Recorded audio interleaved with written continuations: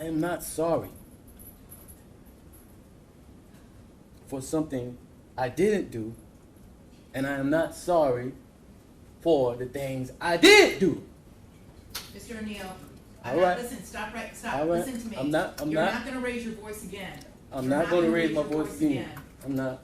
I will have you removed from this courtroom. I can sentence you without you being present. Yes, ma'am. You don't conduct I yourself. understand, Your Honor. Thank you. But I will say, I'm sorry for your loss. 19 years I've been at this job. I've seen human beings killed at the hands of others in every way imaginable. You name it, I've seen it. Shootings, stabbings, drownings, suffocatings, blown apart by cars, some DUI manslaughter cases, horrible things. This is the worst case I have ever seen as far as the facts go.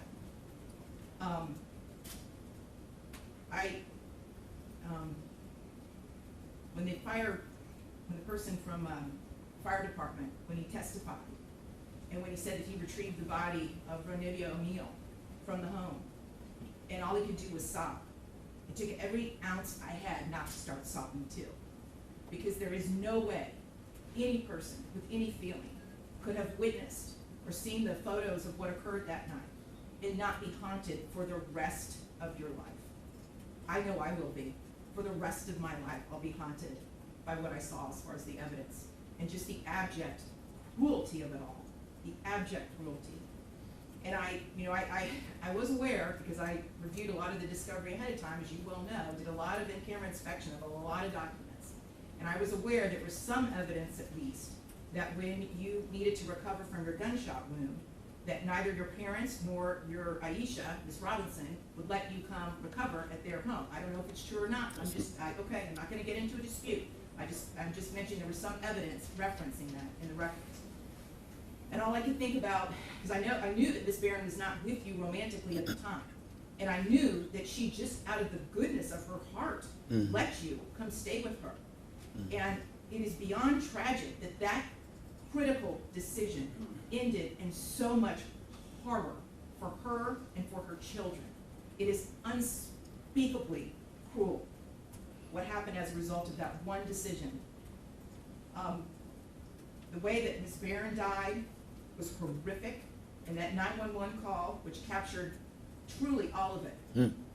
You heard, and everyone who's heard that 911 call heard a death scream. If anybody ever wants to know what it sounds like before a human being dies, knowing that their death is imminent, that's exactly what it is. That was a death scream. We're going to see if it's true. But what happened to little Ronivia and to little Ronnie, but I'm going to focus on Ronivia, because she was special. And you can tell Miss Barron had done everything she could to create a beautiful home for her family. I noticed that the Ronivia's bedroom, before you set it on fire, you could tell she tried so hard to make her feel like a princess. Kenyatta did everything she could. And I noticed too in the kitchen, on the refrigerator, she put up magnets that said faith, love, family, hope. And then you know what else happened to that refrigerator during that night? It got splattered with blood all over it due to what happened. Little Ronivia, she couldn't scream, she couldn't run away, and she witnessed what you did to her mother, as far as shooting her mother in the arm with the gunshot. She knew. And the horror that that child suffered. And she already had a life where she was born with challenges regarding her physical and her mental disabilities. But the pain and suffering that she suffered that night at your hands, unspeakable, absolutely unspeakable. And at the moment, that first time you struck her with that hatchet, and little Ronnie testified that all he could see was tears coming out of his sister's face. At that moment, that child knew. She knew she was being betrayed in the cruelest, most tragic and sorrowful way that a child could ever be betrayed. She was being betrayed by her parent, the one person that should be there to protect their children and love them and keep them from harm. And that was the last thing that child felt before she passed on from this earth, was your utter, cruel betrayal to her.